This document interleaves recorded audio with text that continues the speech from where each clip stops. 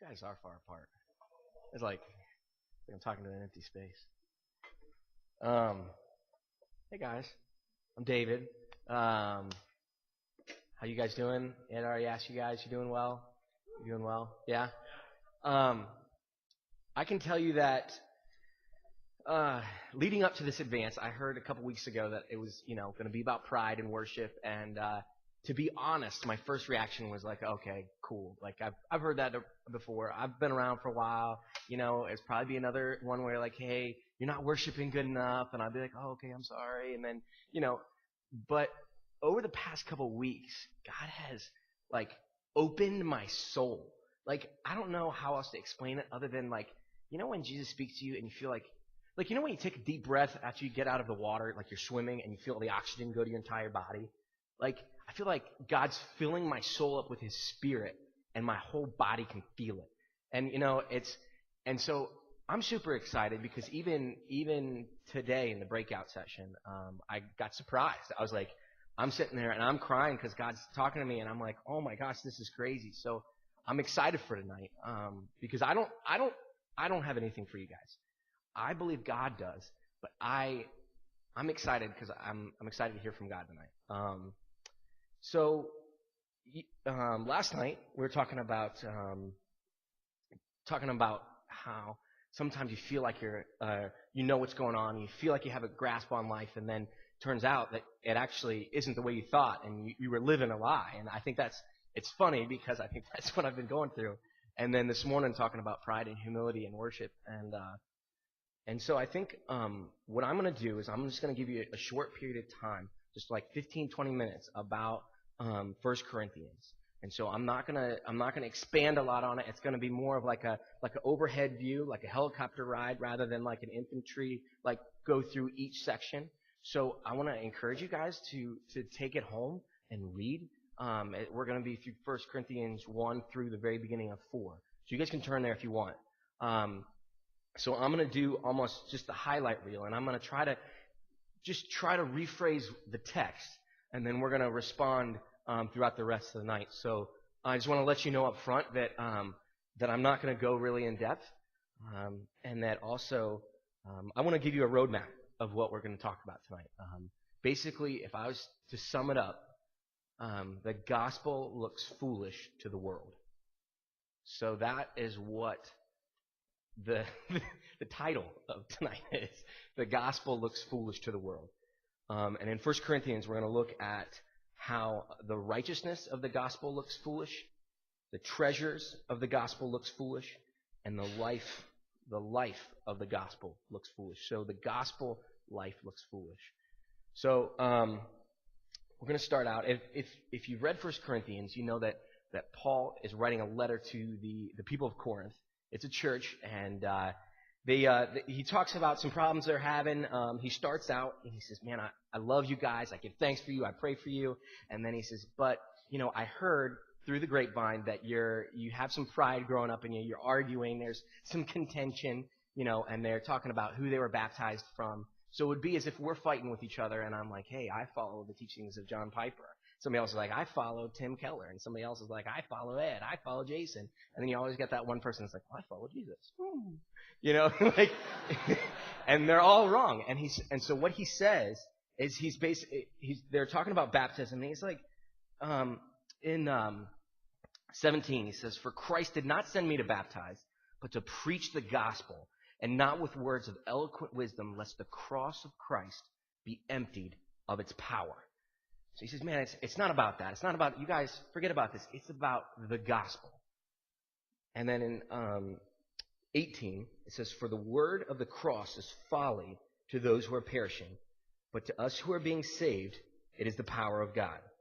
For it is written, I will destroy the wisdom of the wise, and the discernment of the discerning I will thwart. And then he goes on in a couple more verses and says, basically, who's wise? Who's wise concerned to God?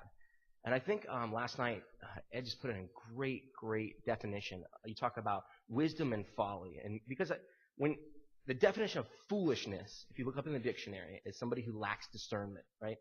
So discernment means the capability to make a good decision, to decide what's valuable and make a decision so they can get what's valuable.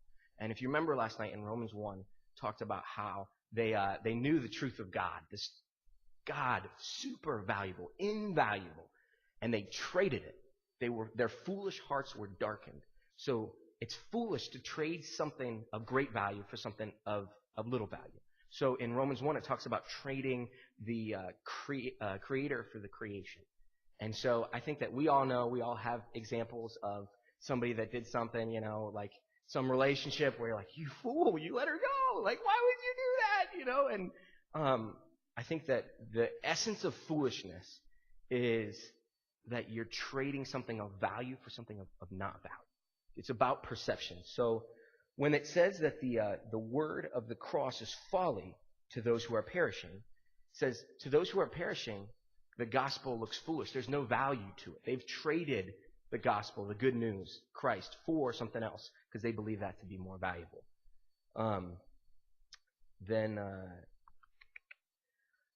And also, if you remember in Ezekiel 28 when he's talking about Satan and how he was foolish, his wisdom was corrupted because he was prideful in his beauty. You can go back in Ezekiel 28 and read that again. But the essence of pride, talking about putting us up on God's level, is basically saying that we know better than God. So pride is saying we know better than God, and it's in Romans 1 where you say, hey, we know better than God. We know it's valuable. We're going to trade this thing for this thing, and that's foolish. So if you go down, that's the main gist of the gospel looks foolish because people have other values. They don't value Jesus. And if you look at chapter 1, verse 26 through 31, it says, for consider your calling, brothers. Remember the time that you were called. Remember when you were called by God. He's talking to the Corinthians and he said, consider your calling, brothers. Not many of you were wise according to worldly standards. Not many were powerful. Not many were of noble birth. But God chose, you did not earn, God chose what is foolish in the world to shame the wise. God chose, God pursued, God chose what is weak in the world to shame the strong. God chose what is low and despised in the world, even the things that are not, to bring to nothing the things that are, so that no human being may boast, may say that they earned it in the presence of God. And because of him, you are in Christ Jesus, who became to us the wisdom from God, righteousness and sanctification and redemption, so that it is written, let the one who boasts, boast in the Lord. So he's reminding them, Paul's reminding them about the gospel. He's reminding them about the righteousness that comes from the gospel. And saying, don't you guys remember? Don't you guys remember when God called you and you didn't, you can take no credit for your salvation. And I think I forget this sometimes. And I think that for me, it's hard because even if I remember that I can take no credit for my salvation, talk about sanctification. It's Jesus that's our sanctification. So I think, okay, well, yeah, God saved me. He cleared my slate black here. But look at all the things I've done. Look at all the things I've done to work and to choose and to learn. And it's Jesus. We bring nothing to the table.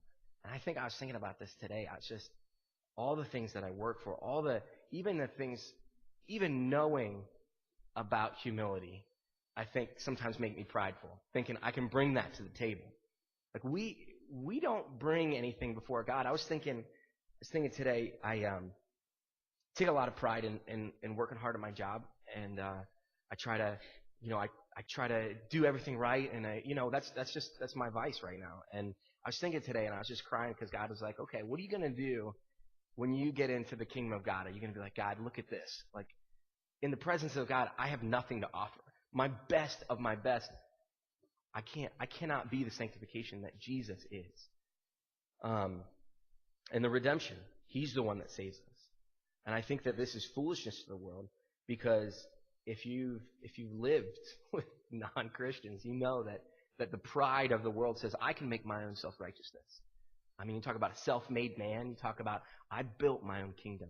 I did this. I am the one that's working. I'm working hard. I'm going to make a life for myself. I'm going to pull up my bootstraps, get myself out of this situation, get myself boom, boom, boom. It's this. I know better than God, and I'm not going to take His righteousness because I'm going to try to build my own righteousness. So the righteousness of the gospel seems foolish. The second piece is the treasures of the gospel seem foolish to the world. So we're gonna jump a little bit to 1 Corinthians 4, 3 through 4, and then in 6. So it says in 1 Corinthians 4, verse 3, it says, "But with me is a very small thing. With me it is a very small thing that I should be judged by you or by any human court. In fact, I do not even judge myself, for I am not aware of anything against myself, but I am not there acquitted. It is the Lord who judges me." And then in verse 6 it says, "I have applied these things to myself and Apollos for your benefit, brothers, that you may learn by us not to go beyond what is written, that none of you may be puffed up in favor against one another." So he's saying in this, the word he uses, judged, is to cast a verdict. So he says, I don't care about the verdict that you guys put on me. I'm not concerned with that. And I think about the times in my life that I live for the verdict of other people. I'm like, man, and to me, that's a treasure.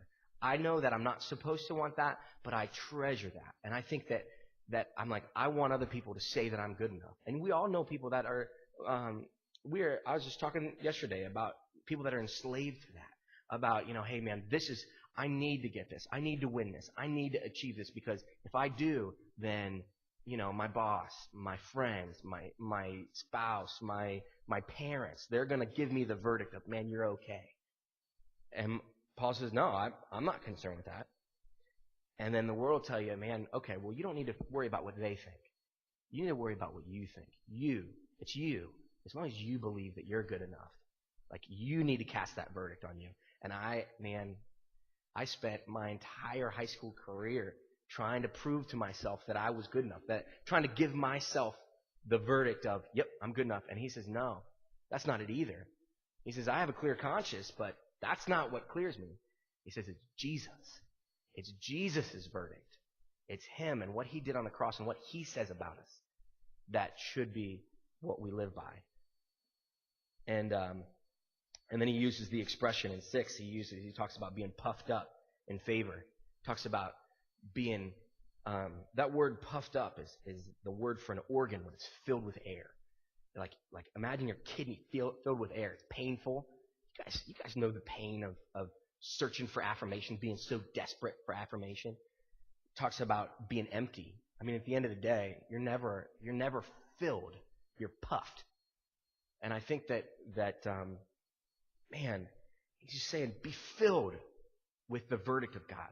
And I say that. I use this in here, and I say that use it as an example for treasures being foolishness to God, because you know that in the world, that's the value they put on you. They say, man, you need to achieve. You need to, this is the standard.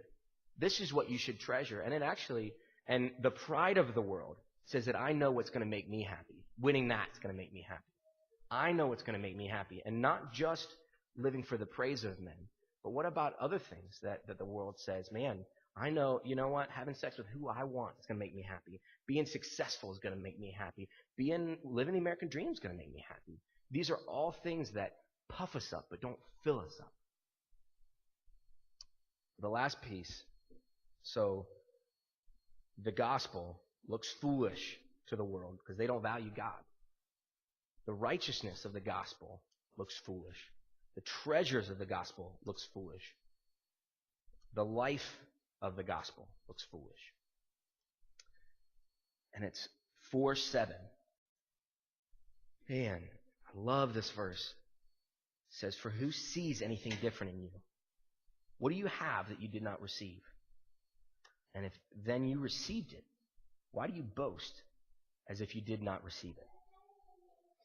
What it, what do you have that you didn't receive? What do I have? What do you have? What do we have that we were not given? Like, why do we act as if we don't? If we, why do we boast? Why do we act if we earned it? Because we were given it. And I think that when we, at the very beginning of 3, it talks about the spiritual aspect, and it talks about how, the spiritual person can discern this, and it talks about, if you read the Bible, it talks about the new birth, about how God writes it on our heart, and how He gives us new taste buds. He actually writes the law on our hearts, and He dwells within us. And when we take hold of that, when we accept that, and when we can say, what do I have that I wasn't given? Then that's the essence of worship. That's the essence of being grateful, because everything I have, I don't deserve. And then everything in the life of that, from that point forward, looks foolish to the world, because you don't you pass up job opportunities, right? You take care of somebody that nobody wants to take care of. You do the hard thing. You say, man, I value Jesus more than I value this success or this career path. I value Jesus more than I value going out with, man, you guys are all going to go out in this, this awesome thing, but man, I need to spend time with this person. There's so many things in your life that look different when we truly are able to worship God.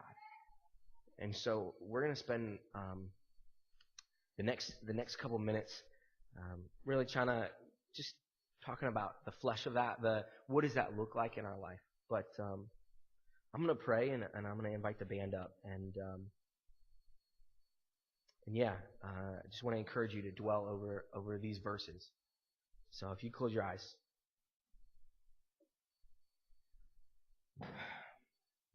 Jesus, I know that you, when you speak to us, you breathe the breath of life into us. And I know that the Pharisees read the Bible, that we talk about the Bible. I ask that you would bring this home to us.